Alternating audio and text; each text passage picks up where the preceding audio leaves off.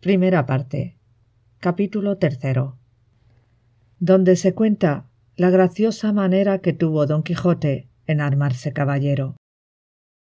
Y así, fatigado deste pensamiento, abrevió su venteril y limitada cena, la cual acabada llamó al ventero, y encerrándose con él en la caballeriza, se hincó de rodillas ante él, diciéndole: «No me levantaré jamás de donde estoy, valeroso caballero, fasta que la vuestra cortesía me otorgue un don que pedirle quiero, el cual redundará en alabanza vuestra y en pro del género humano». El ventero, que vio a su huésped a sus pies y oyó semejantes razones, estaba confuso mirándole, sin saber qué hacerse ni decirle, y porfiaba con él que se levantase, y jamás quiso, hasta que le hubo de decir que él le otorgaba el don que le pedía. «No esperaba yo menos de la gran magnificencia vuestra, señor mío», respondió Don Quijote, «y así os digo que el don que os he pedido y de vuestra liberalidad me ha sido otorgado es que mañana en aquel día me habéis de armar caballero, y esta noche en la capilla deste vuestro castillo velaré las armas, y mañana, como tengo dicho, se cumplirá lo que tanto deseo, para poder, como se debe, ir por todas las 4 partes del mundo, buscando las aventuras en pro de los menesterosos, como está a cargo de la caballería y de los caballeros andantes, como yo soy, cuyo deseo a semejantes fazañas es inclinado».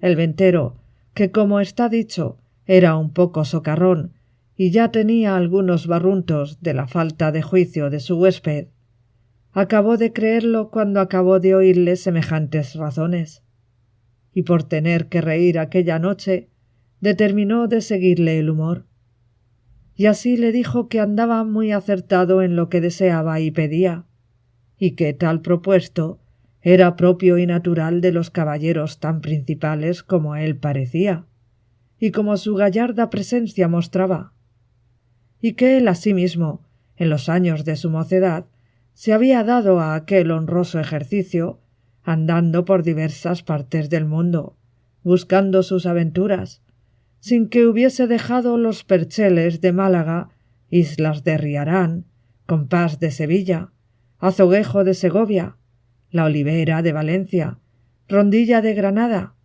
Playa de Sanlúcar, Potro de Córdoba y las Ventillas de Toledo y otras diversas partes, donde había ejercitado la ligereza de sus pies y sutileza de sus manos, haciendo muchos tuertos, recuestando muchas viudas, deshaciendo algunas doncellas y engañando a algunos pupilos, y finalmente dándose a conocer por cuantas audiencias y tribunales hay casi en toda España, y que a lo último se había venido a recoger a aquel su castillo, donde vivía con su hacienda y con las ajenas, recogiendo en él a todos los caballeros andantes de cualquiera calidad y condición que fuesen, sólo por la mucha afición que les tenía, y porque partiesen con él de sus haberes en pago de su buen deseo.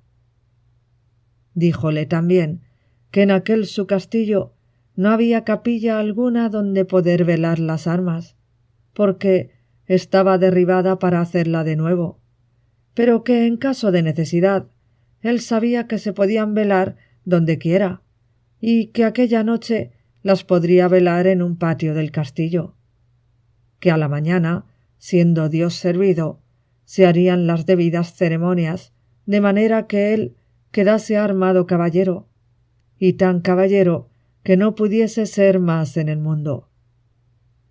Preguntóle si traía dineros.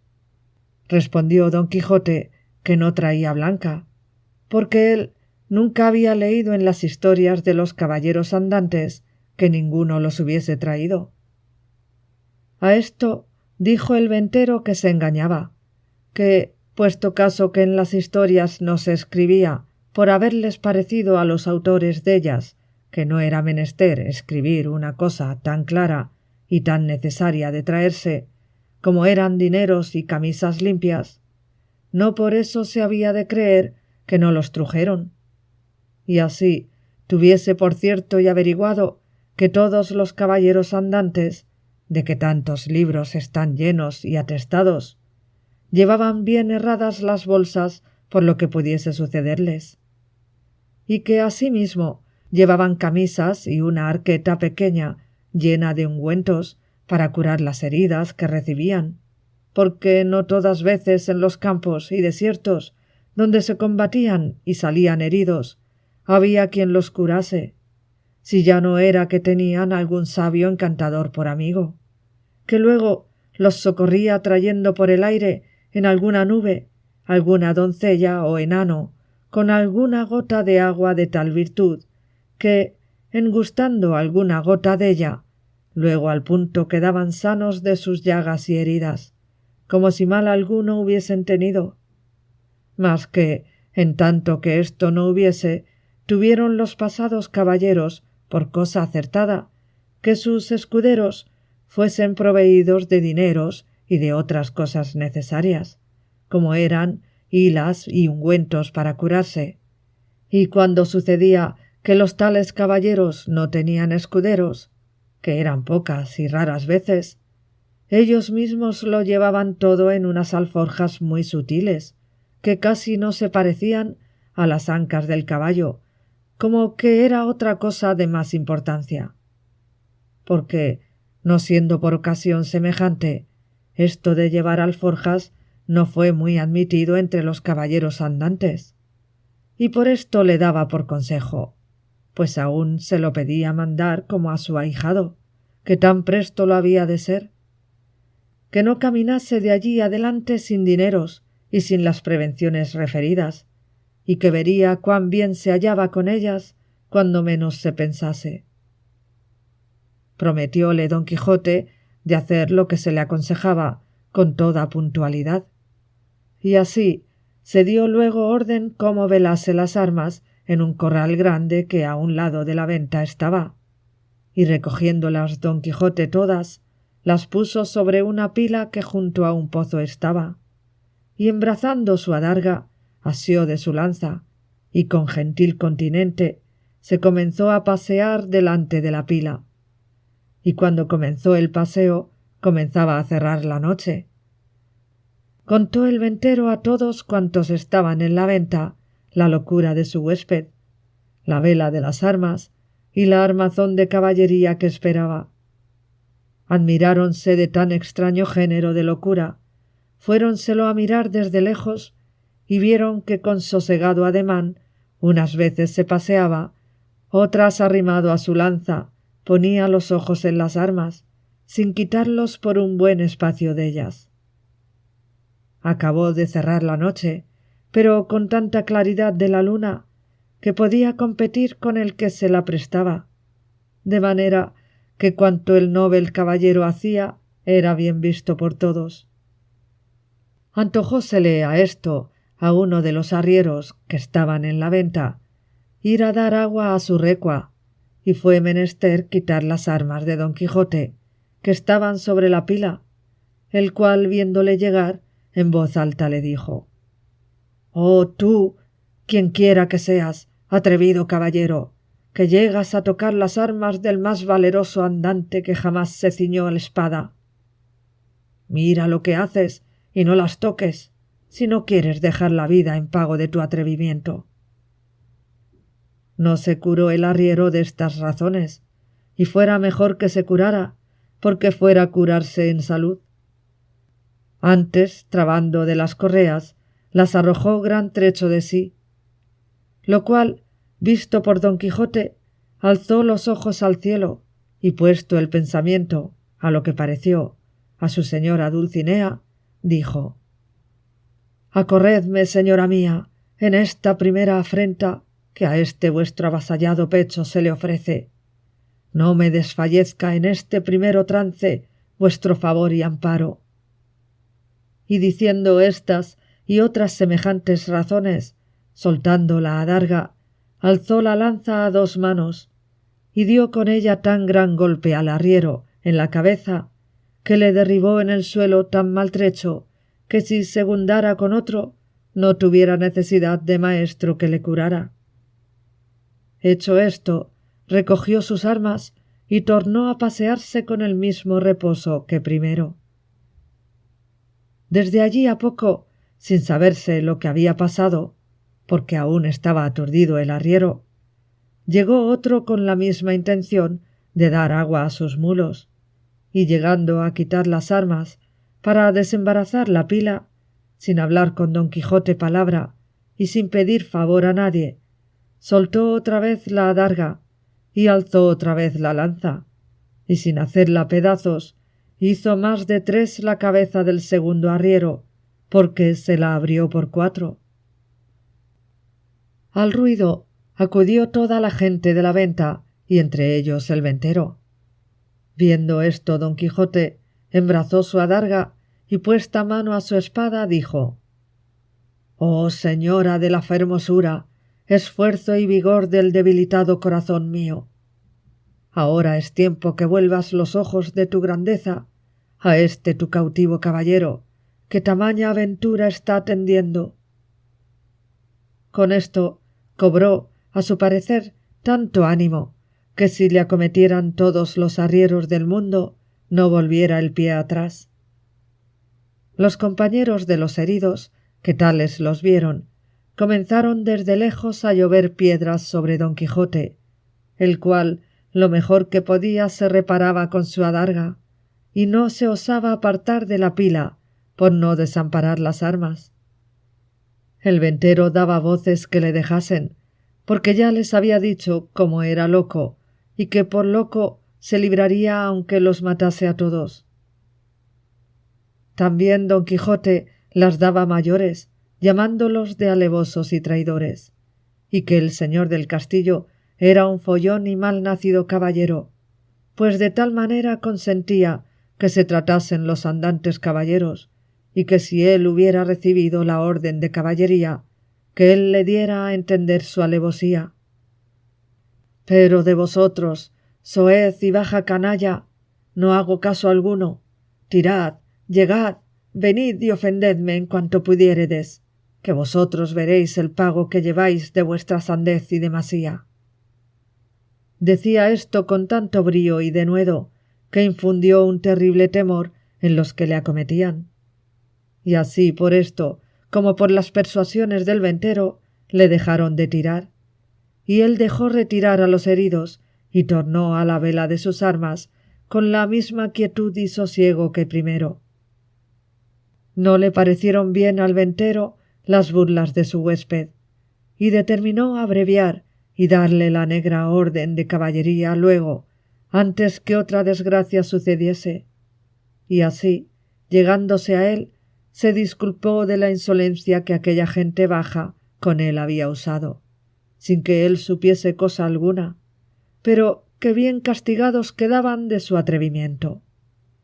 Díjole, como ya le había dicho, que en aquel castillo no había capilla, y para lo que restaba que hacer tampoco era necesaria, que todo el toque de quedar armado caballero consistía en la pescozada y en el espaldarazo, según él tenía noticia del ceremonial de la orden, y que aquello en mitad de un campo se podía hacer, y que ya había cumplido con lo que tocaba al velar de las armas, que con solas 2 horas de vela se cumplía, cuanto más que él había estado más de 4.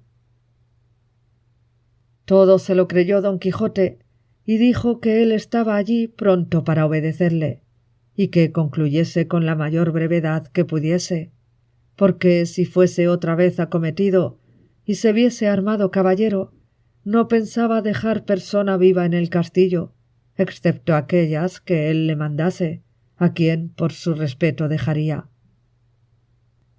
Advertido y medroso desto el castellano, trujo luego un libro donde asentaba la paja y cebada que daba a los arrieros, y con un cabo de vela que le traía un muchacho, y con las 2 ya dichas doncellas, se vino a donde Don Quijote estaba, al cual mandó hincar de rodillas, y leyendo en su manual, como que decía alguna devota oración, en mitad de la leyenda alzó la mano y dióle sobre el cuello un gran golpe, y tras él, con su misma espada, un gentil espaldarazo, siempre murmurando entre dientes como que rezaba.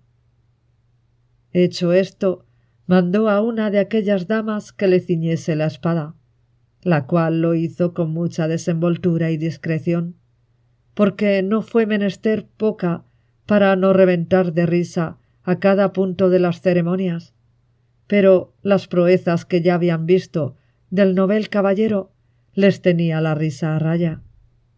Al ceñirle la espada, dijo la buena señora: «Dios haga a vuestra merced muy venturoso caballero y le dé ventura en lides». Don Quijote le preguntó cómo se llamaba, porque él supiese de allí en adelante a quién quedaba obligado por la merced recibida, porque pensaba darle alguna parte de la honra que alcanzase por el valor de su brazo. Ella respondió con mucha humildad que se llamaba la Tolosa, y que era hija de un remendón natural de Toledo, que vivía en las tendillas de Sancho Bienaya, y que dondequiera que ella estuviese, le serviría y le tendría por señor. Don Quijote le replicó que por su amor le hiciese merced que de allí adelante se pusiese don y se llamase doña Tolosa.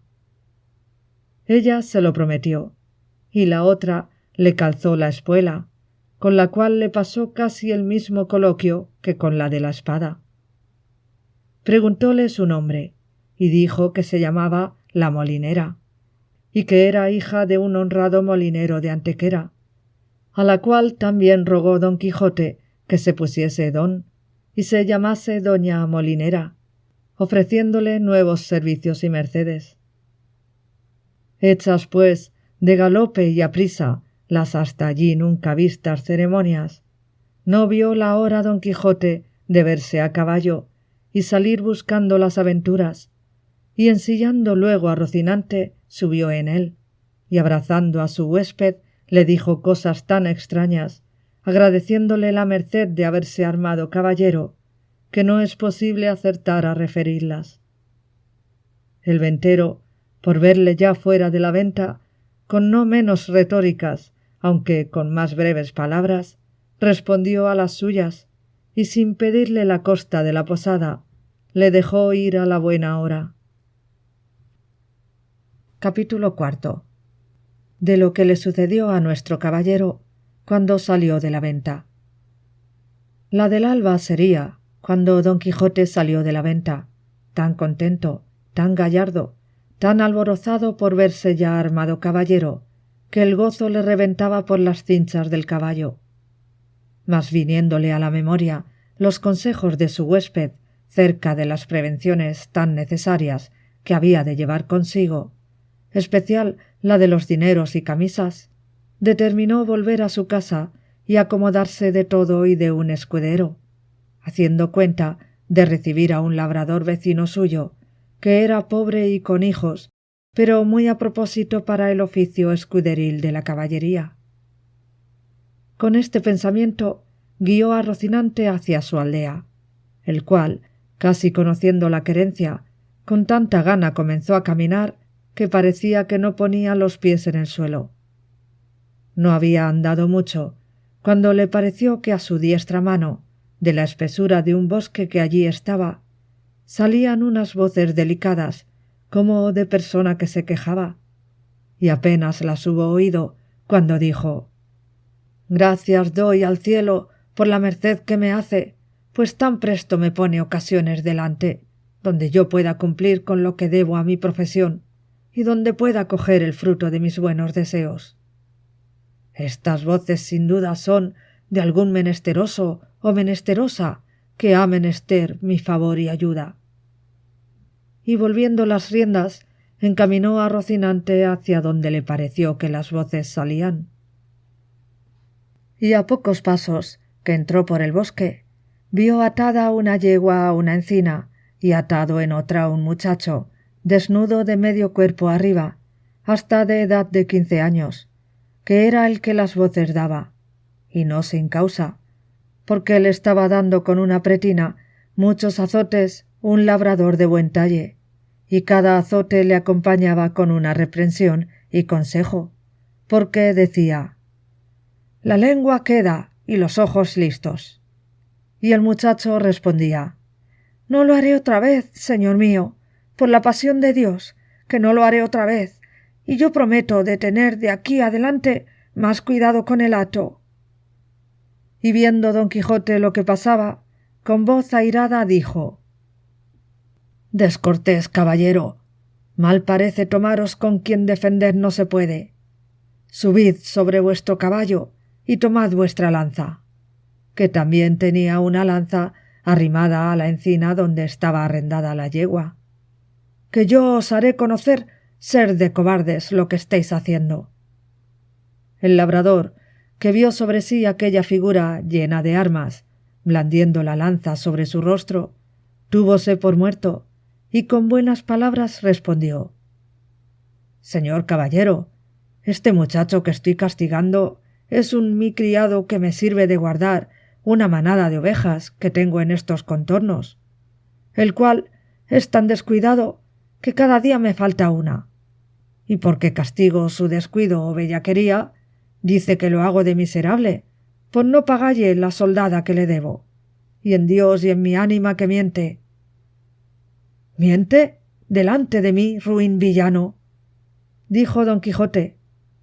«Por el sol que nos alumbra, que estoy por pasaros de parte a parte con esta lanza. Pagadle luego sin más réplica, si no, por el Dios que nos rige, que os concluya y aniquile en este punto. Desatadlo luego».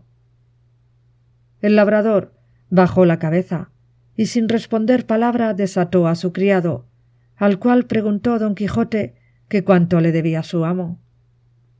Él dijo que 9 meses a 7 reales cada mes. Hizo la cuenta don Quijote y halló que montaban 63 reales, y díjole al labrador que al momento los desembolsase, si no quería morir por ello.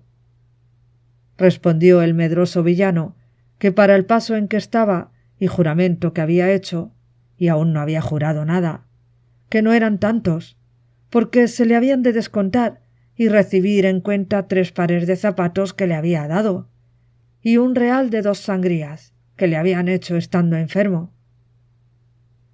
«Bien está todo eso», replicó don Quijote, «pero quédense los zapatos y las sangrías por los azotes que sin culpa le habéis dado, que si él rompió el cuero de los zapatos que pagastes, vos le habéis rompido el de su cuerpo, y si le sacó el barbero sangre estando enfermo, vos en sanidad se la habéis sacado, así que por esta parte no os debe nada. El daño está, señor caballero, en que no tengo aquí dineros. Véngase Andrés conmigo a mi casa, que yo se los pagaré 1 real sobre otro». «¿Irme yo con él?», dijo el muchacho. «¿Más? Mal año. No, señor, ni por pienso, porque en viéndose solo me desollará como a un San Bartolomé». «No hará tal», replicó don Quijote. «Basta que yo se lo mande para que me tenga respeto, y con que él me lo jure por la ley de caballería que ha recibido, le dejaré ir libre y aseguraré la paga». «Mire vuesa merced, señor, lo que dice», dijo el muchacho, «que este mi amo no es caballero, ni ha recibido orden de caballería alguna, que es Juan Aldudo el rico, el vecino del Quintanar». «Importa poco eso», respondió don Quijote, «que Aldudos puede haber caballeros, cuanto más que cada uno es hijo de sus obras». «Así es verdad», dijo Andrés, «pero este mi amo, ¿de qué obras es hijo? Pues me niega mi soldada y mi sudor y trabajo». «No niego, hermano Andrés», respondió el labrador, «y hacedme el placer de veniros conmigo, que yo juro por todas las órdenes que de caballerías hay en el mundo, de pagaros como tengo dicho 1 real sobre otro, y aun sahumados». «Del sahumerio os hago gracia», dijo don Quijote, «dádselos en reales, que con eso me contento, y mirad que lo cumpláis como lo habéis jurado. Si no, por el mismo juramento, os juro de volver a buscaros y a castigaros, y que os tengo de hallar, aunque os escondéis más que una lagartija. Y si queréis saber quién os manda esto, para quedar con más veras obligado a cumplirlo, sabed que yo soy el valeroso Don Quijote de la Mancha, el desfacedor de agravios y sin razones. Y a Dios quedad, y no se os parta de las mientes lo prometido y jurado, so pena de la pena pronunciada. Y en diciendo esto, picó a su Rocinante, y en breve espacio se apartó de ellos. Siguióle el labrador con los ojos, y cuando vio que había traspuesto del bosque y que ya no parecía, volvióse a su criado Andrés y díjole: «Venid acá, hijo mío, que os quiero pagar lo que os debo, como aquel deshacedor de agravios me dejó mandado».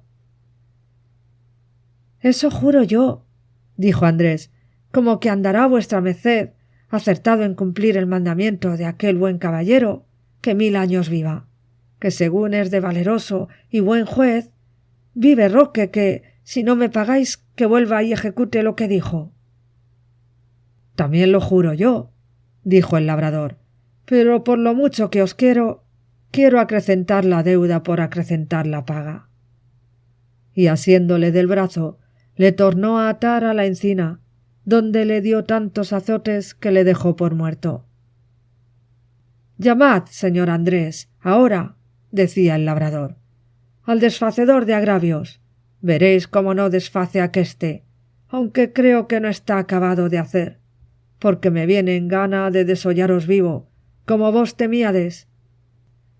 Pero al fin le desató y le dio licencia que fuese a buscar a su juez, para que ejecutase la pronunciada sentencia.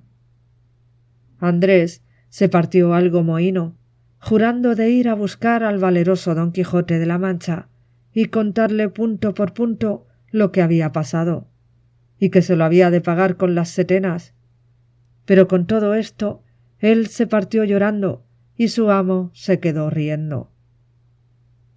Y de esta manera deshizo el agravio el valeroso Don Quijote, el cual, contentísimo de lo sucedido, pareciéndole que había dado felicísimo y alto principio a sus caballerías, con gran satisfacción de sí mismo, iba caminando hacia su aldea, diciendo a media voz: «Bien te puedes llamar dichosa sobre cuantas hoy viven en la tierra, oh sobre las bellas, bella Dulcinea del Toboso, pues te cupo en suerte tener sujeto y rendido a toda tu voluntad e talante a un tan valiente y tan nombrado caballero como lo es y será Don Quijote de la Mancha, el cual, como todo el mundo sabe, ayer recibió la orden de caballería y hoy ha desfecho el mayor tuerto y agravio que formó la sinrazón y cometió la crueldad. Hoy quitó el látigo de la mano a aquel despiadado enemigo que tan sin ocasión vapulaba aquel delicado infante». En esto llegó a un camino que en 4 se dividía, y luego se le vino a la imaginación las encrucijadas donde los caballeros andantes se ponían a pensar cuál camino de aquellos tomarían, y por imitarlos estuvo un rato quedo, y al cabo de haberlo muy bien pensado, soltó la rienda a Rocinante, dejando a la voluntad del Rocín la suya, el cual siguió su primer intento, que fue el irse camino de su caballeriza. Y habiendo andado como 2 millas, descubrió Don Quijote un gran tropel de gente, que, como después se supo, eran unos mercaderes toledanos que iban a comprar seda a Murcia. Eran 6 y venían con sus quitasoles, con otros 4 criados a caballo y 3 mozos de mulas a pie. Apenas los divisó Don Quijote cuando se imaginó ser cosa de nueva aventura, y por imitar en todo cuanto a él le parecía posible los pasos que había leído en sus libros, le pareció venir allí de molde uno que pensaba hacer, y así con gentil continente y denuedo se afirmó bien en los estribos, apretó la lanza, llegó la adarga al pecho y, puesto en la mitad del camino, estuvo esperando que aquellos caballeros andantes llegasen, que ya él por tales los tenía y juzgaba. Y cuando llegaron a trecho que se pudieron ver y oír, levantó don Quijote la voz y con ademán arrogante dijo: «Todo el mundo se tenga, si todo el mundo no confiesa que no hay en el mundo todo doncella más hermosa que la emperatriz de la Mancha, la sin par Dulcinea del Toboso». Paráronse los mercaderes al son de estas razones, y a ver la extraña figura de las que las decía, y por la figura y por ellas, luego echaron de ver la locura de su dueño. Mas quisieron ver despacio en qué paraba aquella confesión que se les pedía. Y uno de ellos, que era un poco burlón y muy mucho discreto, le dijo: «Señor caballero, nosotros no conocemos quién sea esa buena señora que decís. Mostrádnosla, que si ella fuere de tanta hermosura como significáis, de buena gana y sin apremio alguno, confesaremos la verdad que por parte vuestra nos es pedida». «Si os la mostrara», replicó don Quijote, «¿qué hiciérades vosotros en confesar una verdad tan notoria? La importancia está en que sin verla lo habéis de creer, confesar, afirmar, jurar y defender. Donde no, conmigo sois en batalla gente descomunal y soberbia. Que ahora vengáis uno a uno como pide la orden de caballería, ora todos juntos como es costumbre y mala usanza de los de vuestra ralea, aquí os aguardo y espero confiado en la razón que de mi parte tengo». «Señor caballero», replicó el mercader, «suplico a vuestra merced, en nombre de todos estos príncipes que aquí estamos, que porque no carguemos nuestras conciencias confesando una cosa por nosotros jamás vista ni oída, y más siendo tan en perjuicio de las emperatrices y reinas de Alcarria y Extremadura, que vuestra merced sea servido de mostrarnos algún retrato de esa señora, aunque sea tamaño como un grano de trigo, que por el hilo se sacará el ovillo, y quedaremos con esto satisfechos y seguros, y vuestra merced quedará contento y pagado. Y aún creo que estamos ya tan de su parte, que aunque su retrato nos muestre que es tuerta de un ojo y que del otro le emana bermellón y piedra de azufre, con todo eso, por complacer a vuestra merced, diremos en su favor todo lo que quisiere». «No le emana, canalla infame», respondió don Quijote encendido en cólera. «No le emana, digo, eso que decís, sino ámbar y algalia entre algodones. Y no es tuerta ni concorvada, sino más derecha que un huso de Guadarrama. Pero vosotros pagaréis la grande blasfemia que habéis dicho contra tamaña beldad, como es la de mi señora». Y en diciendo esto, arremetió con la lanza baja contra el que lo había dicho, con tanta furia y enojo, que si la buena suerte no hiciera que en la mitad del camino tropezara y cayera Rocinante, lo pasara mal el atrevido mercader. Cayó Rocinante y fue rodando su amo una buena pieza por el campo, y queriéndose levantar jamás pudo.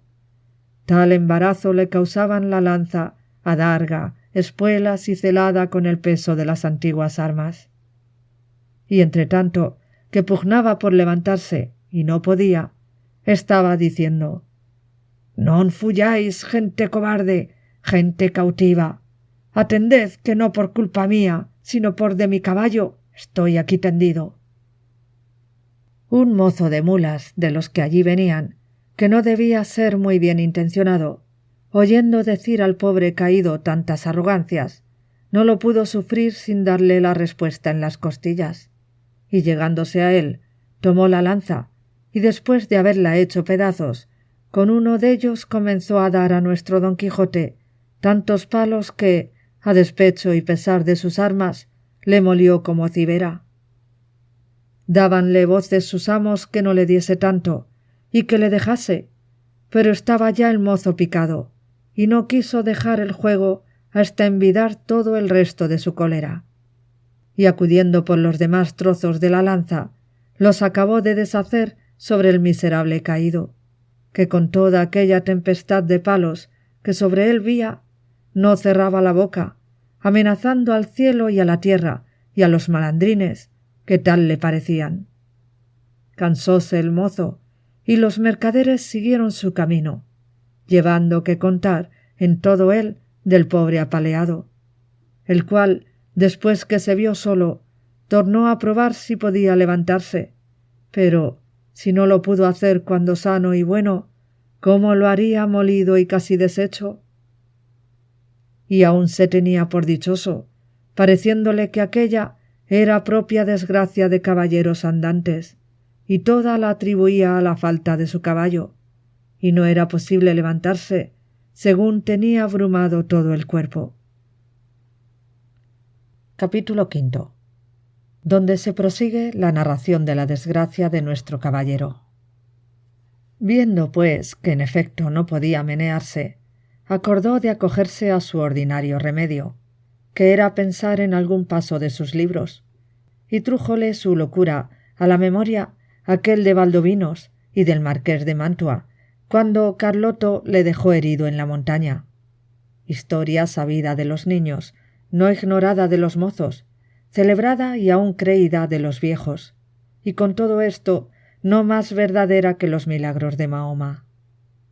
Esta, pues, le pareció a él que le venía de molde para el paso en que se hallaba, y así, con muestras de grande sentimiento, se comenzó a volcar por la tierra y a decir con debilitado aliento lo mismo que decía el herido caballero del bosque. ¿Dónde estás, señora mía, que no te duele mi mal? ¿O no lo sabes, señora, o eres falsa y desleal? Y de esta manera fue prosiguiendo el romance hasta aquellos versos que dicen: «Oh noble marqués de Mantua, mi tío y señor carnal».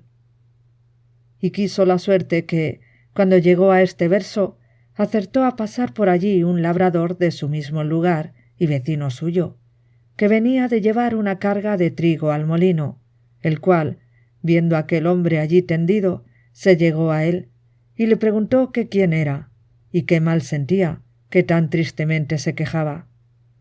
Don Quijote creyó sin duda que aquel era el marqués de Mantua, su tío, y así no le respondió otra cosa, sino fue proseguir en su romance, donde le daba cuenta de su desgracia y de los amores del hijo del emperante con su esposa, todo de la misma manera que el romance lo canta.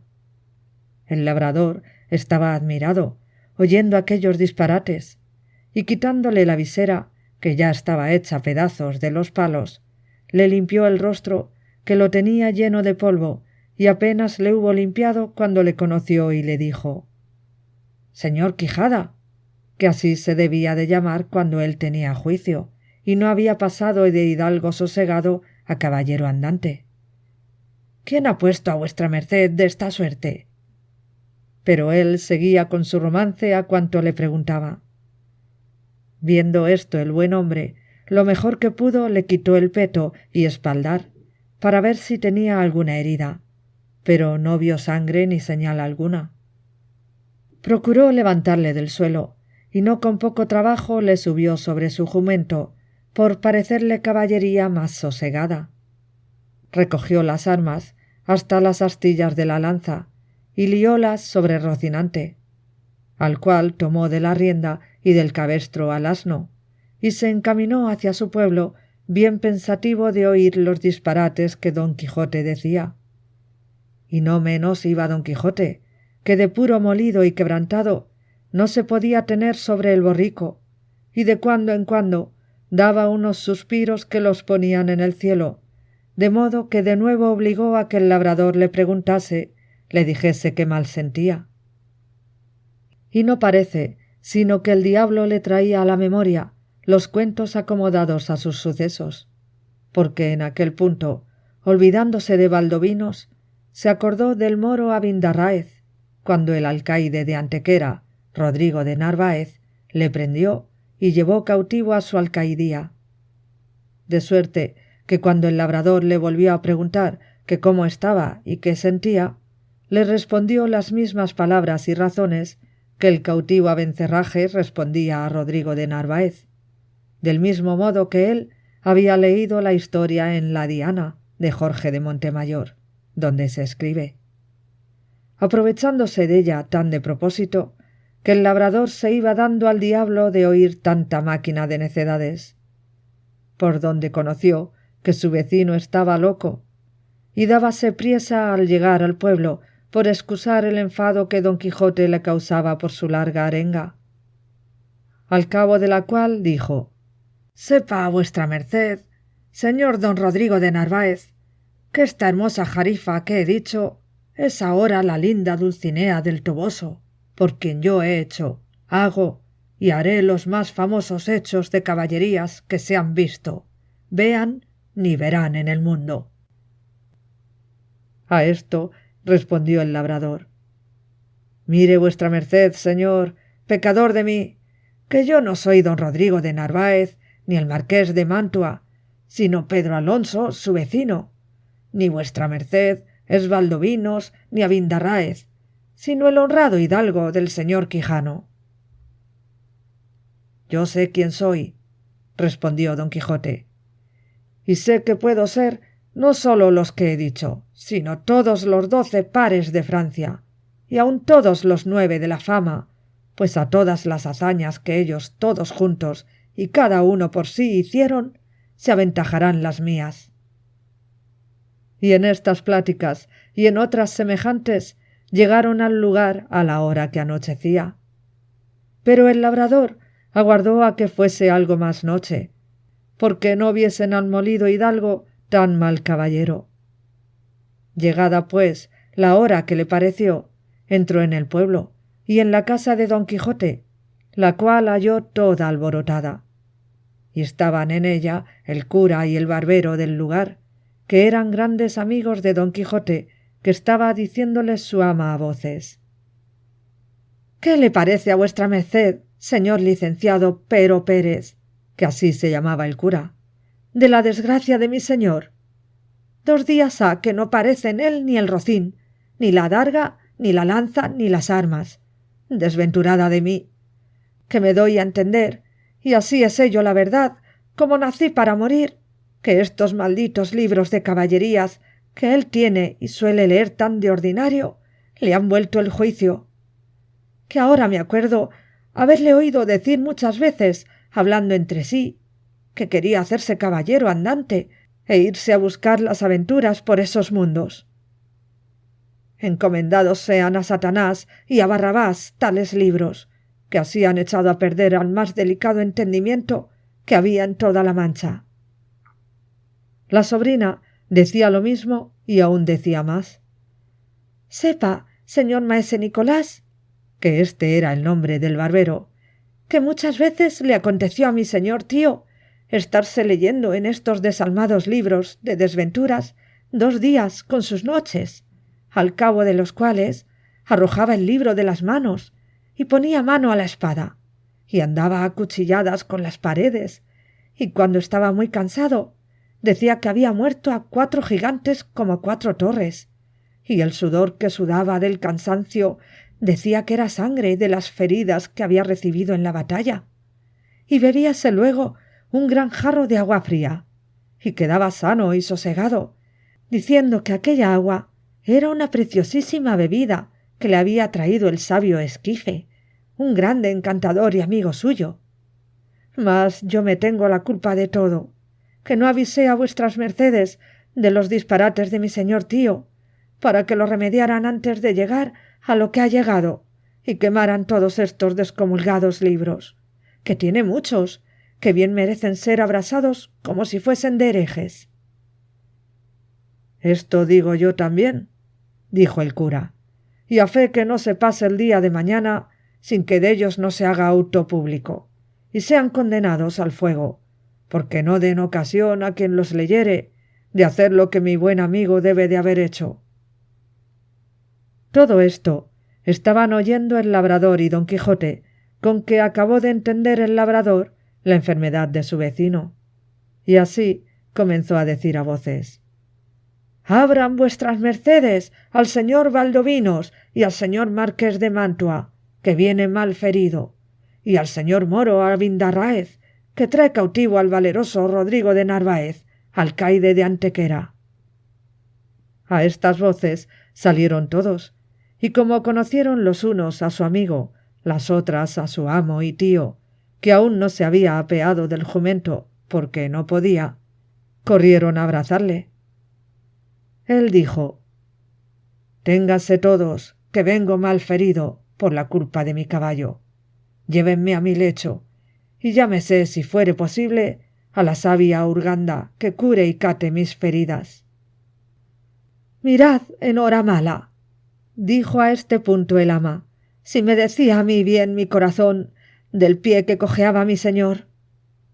Suba vuestra merced a buen hora, que sin que venga esa Urganda le sabremos aquí curar.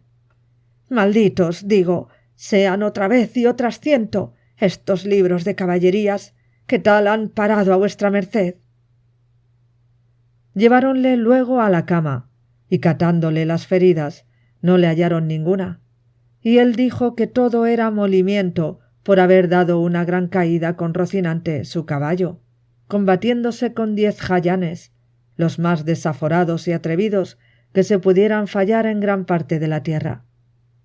«Ta, dijo el cura, ¿jayanes hay en la danza? Para mi santiguada, que yo los queme mañana antes que llegue la noche». Hiciéronle a don Quijote 1000 preguntas, y a ninguna quiso responder otra cosa sino que le diesen de comer y le dejasen dormir, que era lo que más le importaba. Hízose así, y el cura se informó muy a la larga del labrador del modo que había hallado a don Quijote. Él se lo contó todo, con los disparates que al hallarle y al traerle había dicho, que fue poner más deseo en el licenciado de hacer lo que otro día hizo, que fue llamar a su amigo el barbero maese Nicolás, con el cual se vino a casa de don Quijote. Capítulo 6. Del donoso y grande escrutinio que el cura y el barbero hicieron en la librería de nuestro ingenioso hidalgo, el cual aún todavía dormía. Pidió las llaves a la sobrina del aposento donde estaban los libros autores del daño, y ella se las dio de muy buena gana. Entraron dentro todos y la ama con ellos, y hallaron más de 100 cuerpos de libros grandes muy bien encuadernados, y otros pequeños. Y así como el ama los vio, volvióse a salir del aposento con gran priesa, y tornó luego con una escudilla de agua bendita y un hisopo, y dijo: «Tome vuestra merced, señor licenciado, rocíe este aposento, no esté aquí algún encantador de los muchos que tienen estos libros, y nos encanten en pena de la que les queremos dar, echándolos del mundo». Causó risa al licenciado la simplicidad del ama, y mandó al barbero que le fuese dando de aquellos libros uno a uno, para ver de qué trataban, pues podía ser hallar algunos que no mereciesen castigo de fuego. «No», dijo la sobrina, «no hay para qué perdonar a ninguno, porque todos han sido los dañadores. Mejor será arrojarlos por las ventanas al patio, y hacer un rimero de ellos y pegarles fuego, y si no, llevarlos al corral, y allí se hará la hoguera, y no ofenderá el humo». Lo mismo dijo el ama. Tal era la gana que las dos tenían de la muerte de aquellos inocentes. Mas el cura no vino en ello sin primero leer siquiera los títulos, y el primero que maese Nicolás le dio en las manos fue Los 4 de Amadís de Gaula, y dijo el cura: «Parece cosa de misterio esta, porque, según he oído decir, este libro fue el primero de caballerías que se imprimió en España, y todos los demás han tomado principio y origen de éste, y así me parece que, como a dogmatizador de una secta tan mala, le debemos sin excusa alguna condenar al fuego». «No, señor», dijo el barbero, «que también he oído decir que es el mejor de todos los libros que de este género se han compuesto, y así como a único en su arte se debe perdonar». «Así es verdad», dijo el cura, «y por esta razón se le otorga la vida por ahora. Veamos es otro que está junto a él. Es, dijo el barbero, las Sergas de Esplandián, hijo legítimo de Amadís de Gaula. Pues en verdad, dijo el cura, que no le ha de valer al hijo la bondad del padre. Tomad, señora ama, abrid esa ventana y echadle al corral, y dé principio al montón de la hoguera que se ha de hacer. Hízolo así el ama con mucho contento, y el bueno de Esplandián fue volando al corral, esperando con toda paciencia el fuego que le amenazaba. Adelante, dijo el cura. Este que viene, dijo el barbero, es Amadís de Grecia, y aun todos los de este lado, a lo que creo, son del mismo linaje de Amadís. Pues vayan todos al corral, dijo el cura, que a trueco de quemar a la reina Pintiquiniestra y al pastor Darinel y a sus églogas y a las endiabladas y revueltas razones de su autor, quemara con ellos al padre que me engendró, si anduviera en figura de caballero andante. De ese parecer soy yo, dijo el barbero. Y aun yo, añadió la sobrina. Pues así es, dijo el ama. Vengan y al corral con ellos. Diéronselos, que eran muchos, y ella ahorró la escalera y dio con ellos por la ventana abajo. ¿Quién es ese tonel? Dijo el cura. Este es, respondió el barbero, don Olivante de Laura. El autor de ese libro, dijo el cura, fue el mismo que compuso a Jardín de Flores, y en verdad que no sepa determinar cuál de los dos libros es más verdadero, o por decir mejor, menos mentiroso. Solo sé decir que éste irá al corral por disparatado y arrogante. Este que sigue es Florismarte de Hircania, dijo el barbero. ¿Ahí está el señor Florismarte? Replicó el cura. Pues a fe que ha de parar presto en el corral, a pesar de su extraño nacimiento y soñadas aventuras, que no da lugar a otra cosa la dureza y sequedad de su estilo. Al corral con él, y con esotro, señora ama. —Que me place, señor mío —respondía ella, y con mucha alegría ejecutaba lo que le era mandado.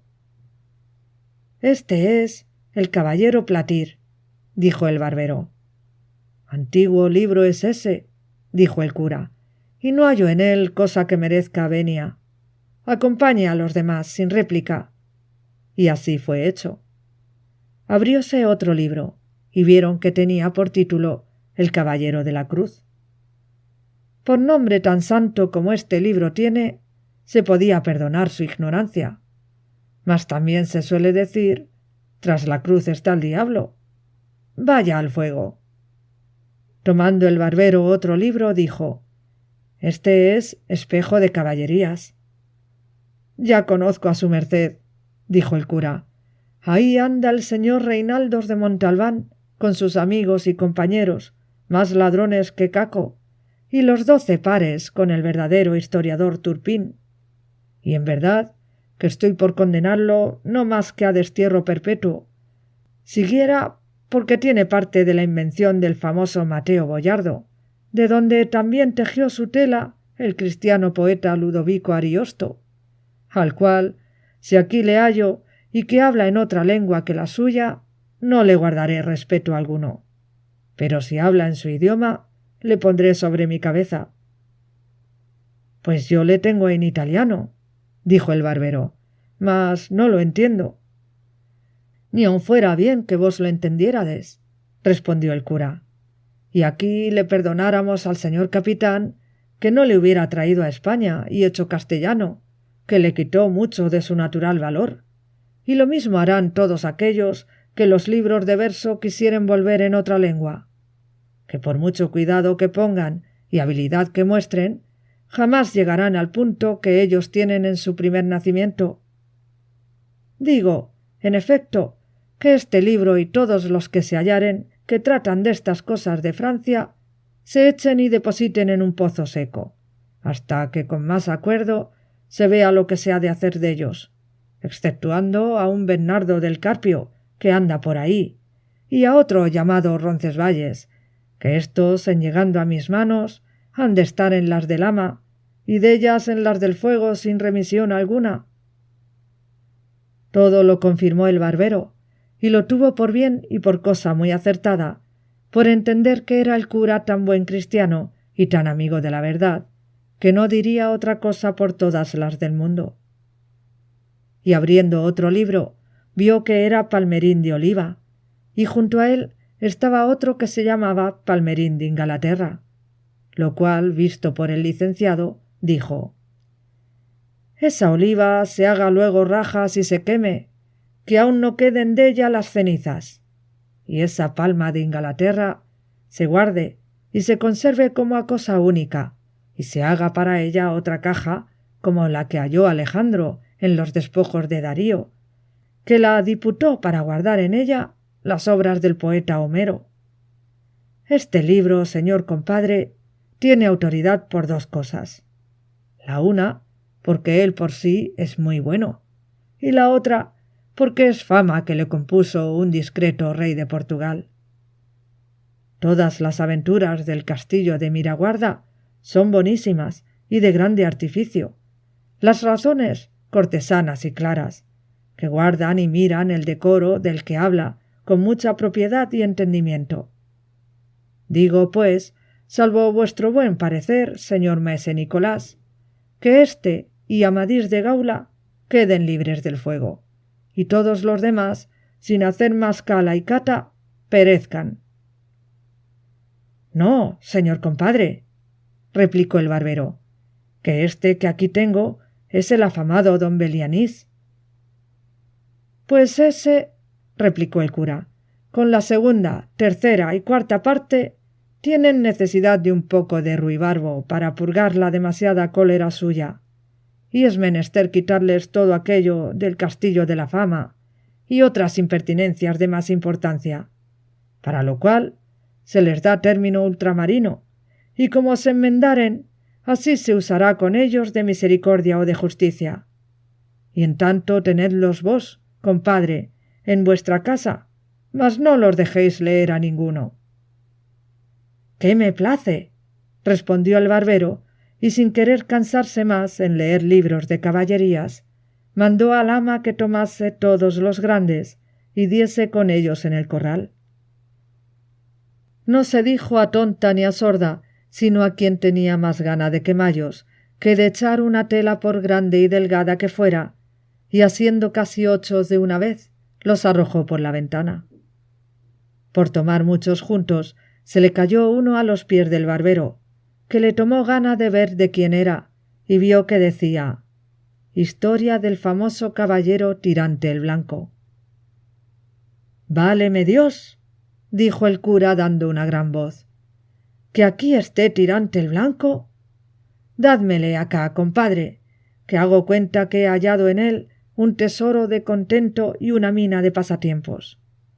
Aquí está don Quirieleisón de Montalbán, valeroso caballero, y su hermano Tomás de Montalbán, y el caballero Fonseca, con la batalla que el valiente de Tirante hizo con el alano, y las agudezas de la doncella placer de mi vida, con los amores y embustes de la viuda reposada, y la señora emperatriz, enamorada de Hipólito, su escudero. Dígoos verdad, señor compadre, que por su estilo es este el mejor libro del mundo. Aquí comen los caballeros y duermen y mueren en sus camas, y hacen testamento antes de su muerte, con otras cosas de que todos los demás libros de este género carecen. Con todo eso, os digo que merecía el que lo compuso, pues no hizo tantas necedades de industria que le echaran a galeras por todos los días de su vida. Llevadle a casa y leedle, y veréis que es verdad cuanto de él os he dicho». «Así será», respondió el barbero, «pero ¿qué haremos de estos pequeños libros que quedan?» «Estos», dijo el cura, «no deben de ser de caballerías, sino de poesía». Y abriendo uno, vio que era La Diana, de Jorge de Montemayor, y dijo: creyendo que todos los demás eran del mismo género. Estos no merecen ser quemados como los demás, porque no hacen ni harán el daño que los de caballerías han hecho, que son libros de entendimiento sin perjuicio de tercero. —¡Ay, señor! —dijo la sobrina—, bien los puede vuestra merced mandar quemar como los demás, porque no sería mucho que, habiendo sanado mi señor tío de la enfermedad caballeresca, leyendo estos se le antojase de hacerse pastor y andarse por los bosques y prados cantando y tañendo, y lo que sería peor, hacerse poeta, que según dicen es enfermedad incurable y pegadiza. —¿Verdad dice esta doncella? —dijo el cura—, y será bien quitarle a nuestro amigo este tropiezo y ocasión de delante. Y pues comenzamos por la Diana de Montemayor, soy de parecer que no se queme, sino que se le quite todo aquello que trata de la sabia Felicia y de la agua encantada, y casi todos los versos mayores, y quédesele enhorabuena la prosa y la honra de ser primero en semejantes libros. —Este que se sigue —dijo el barbero—, es la Diana, llamada segunda del Salmantino, y este otro que tiene el mismo nombre, cuyo autor es Gil Polo. —Pues la del Salmantino —respondió el cura—, acompañe y acreciente el número de los condenados al corral, y la de Gil Polo se guarde como si fuera del mismo Apolo. Y pase adelante, señor compadre, y démonos priesa, que se va haciendo tarde. —Este libro es —dijo el barbero abriendo otro—, los 10 libros de fortuna de amor, compuestos por Antonio de Lofraso, poeta sardo. —Por las órdenes que recibí —dijo el cura—, que desde que Apolo fue Apolo, y las musas musas, y los poetas poetas, tan gracioso ni tan disparatado libro como ese no se ha compuesto, y que por su camino es el mejor y el más único de cuantos de este género han salido a la luz del mundo. Y el que no le ha leído puede hacerse cuenta que no ha leído jamás cosa de gusto. Dádmele acá, compadre, que precio más haberle hallado que si me dieran una sotana de raja de Florencia. Púsolo aparte con grandísimo gusto, y el barbero prosiguió diciendo: estos que se siguen son El pastor de Iberia, Ninfas de Henares y Desengaño de Celos. Pues no hay más que hacer, dijo el cura, sino entregarlos al brazo seglar del ama, y no se me pregunte el por qué, que sería nunca acabar. Este que viene es El pastor de Fílida. No es ese pastor, dijo el cura, sino muy discreto cortesano. Guárdese como joya preciosa. Este grande que aquí viene se intitula, dijo el barbero, Tesoro de varias poesías. Como ellas no fueran tantas, dijo el cura, fueran más estimadas. Menester es que este libro se escarde y limpie de algunas bajezas que entre sus grandezas tiene. Guárdese porque su autor es amigo mío, y por respeto de otras más heroicas y levantadas obras que ha escrito. Este es, siguió el barbero, el cancionero de López Maldonado. También el autor de ese libro, replicó el cura, es grande amigo mío, y sus versos en su boca admiran a quien los oye, y tal es la suavidad de la voz con que los canta, que encanta. Algo largo es en las églogas, pero nunca lo bueno fue mucho. Guárdese con los escogidos. Pero, ¿qué libro es ese que está junto a él? La Galatea, de Miguel de Cervantes, dijo el barbero. Muchos años ha que es grande amigo mío ese Cervantes, y sé que es más versado en desdichas que en versos. Su libro tiene algo de buena invención, propone algo, y no concluye nada. Es menester esperar la segunda parte que promete. Quizá con la enmienda alcanzará del todo la misericordia que ahora se le niega, y entre tanto que esto se ve, tenedle recluso en vuestra posada. Señor compadre, que me place, respondió el barbero, y aquí vienen 3, todos juntos: la araucana, de don Alonso de Ercilla, la Austriada de Juan Rufo, jurado de Córdoba, y el Monserrate de Cristóbal de Virués, poeta valenciano. Todos estos 3 libros, dijo el cura, son los mejores que en verso heroico en lengua castellana están escritos, y pueden competir con los más famosos de Italia. Guárdense como las más ricas prendas de poesía que tiene España. Cansóse el cura de ver más libros, y así a carga cerrada quiso que todos los demás se quemasen, pero ya tenía abierto uno el barbero, que se llamaba Las lágrimas de Angélica. Lloráralas yo, dijo el cura en oyendo el nombre, si tal libro hubiera mandado quemar, porque su autor fue uno de los famosos poetas del mundo, no sólo de España, y fue felicísimo en la traducción de algunas fábulas de Ovidio.